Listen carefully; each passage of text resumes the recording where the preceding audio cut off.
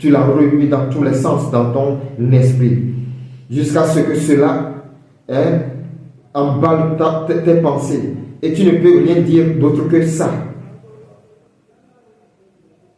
Est-ce que vous savez qu'actuellement, il y a plusieurs chrétiens qui ne savent pas qu'ils ont l'autorité sur le diable? Oui, il y en a. Quelque chose un peu, il court pour qu'on puisse le délivrer. Quelque chose un peu, il faut qu'on prie pour lui. Oh, Jésus-Christ est mort sur la croix. Il a été enseveli. Il est ressuscité le 3e jour. Et il est remonté vers le Père. Il nous a envoyé le Saint-Esprit pour que nous prenions domination sur ces choses qui tourmentent nos vies. Regardez ce que lui-même il disait, ce que le Seigneur Jésus-Christ nous disait avant de partir.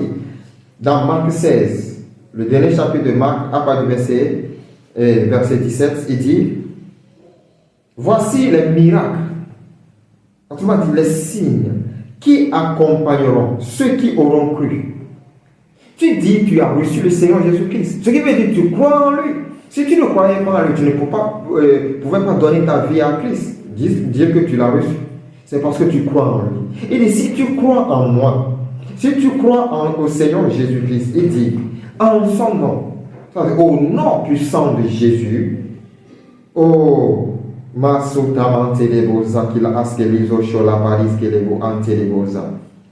il dit, tu chasseras. Il n'a pas dit les pasteurs chasseront. Il n'a pas dit les prophètes chasseront. Mais il dit, toute personne qui croira en lui chassera les démons. Ils parleront de nouvelles langues. Ils saisiront des serpents. S'ils boivent quelques breuvages mortels, il ne leur fera point de mal. Ils imposeront les mains aux malades et les malades seront guéris. Alléluia. Alléluia. As-tu écouté ceci? Pourquoi tu déranges ton pasteur? Permets-lui aussi de se reposer. Cherche à grandir. Ne sois pas cet enfant qu'on donne à manger chaque jour. Cherche à grandir. Dieu t'a donné aussi cette capacité de le faire. Cherche à grandir. Cherche. Cherche à grandir. Va dans la connaissance. Découvre encore plus. Découvre encore plus. Mes frères, mes sœurs, nous devons vivre la manifestation de la vérité. Oui, nous devons vivre la manifestation de la vérité. Veux-tu avoir des conditions meilleures? Va chercher la parole. Découvre la parole. Médite-la. Vis-la. Déclare-la. Pratique-la. Et tu verras si tu n'auras pas cette vie meilleure. Alléluia. Alléluia.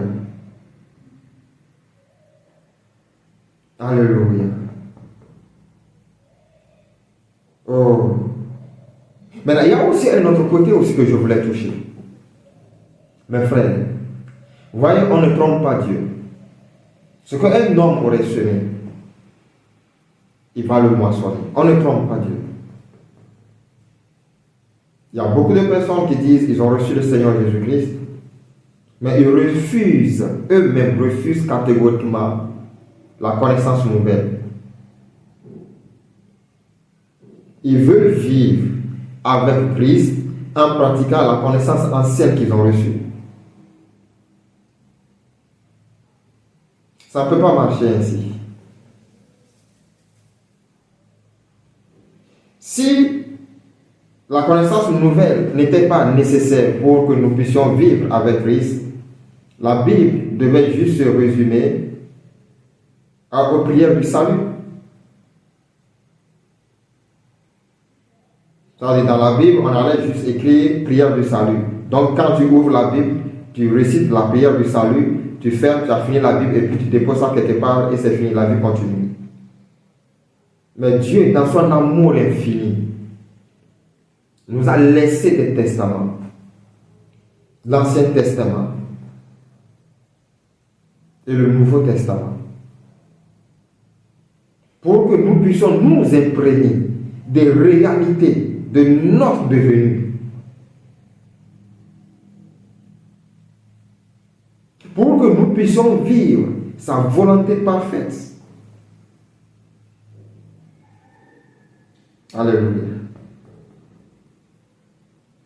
Le pasteur t'enseigne et dit, un chrétien, voici comment la parole de Dieu nous dit que nous devons vivre.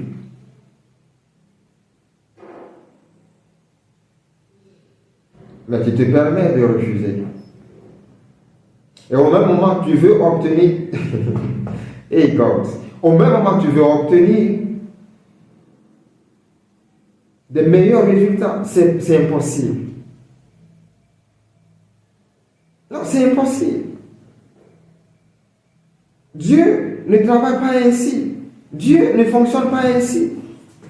Il t'a donné sa parole. Il dit, pratique-la. Médite-la. Regarde ce qu'il a dit à Josué. On va relire encore ce verset. Josué chapitre 1, le verset 8. Il dit que ce livre de la loi ne s'éloigne point de ta bouche. Vous voyez? Ne s'éloigne point de ta bouche. Ça veut dire, lorsque tu ouvres la bouche pour dire quelque chose, tout ce que tu vas dire doit être consistant avec la parole de Dieu. Voilà, c'est ainsi que tu auras les résultats que tu désires. Il dit que ce livre de la loi ne s'éloigne point de ta bouche. Médite-le, jour et nuit. Ça veut dire, lorsque tu es assis, les versets doivent venir dans ta tête. Et tu commences par les méditer. Médite-le, jour et nuit, pour agir fidèlement, selon tout ce qui y est écrit. Car c'est alors que tu auras du succès dans tes entreprises. C'est alors que tu réussiras. Alléluia.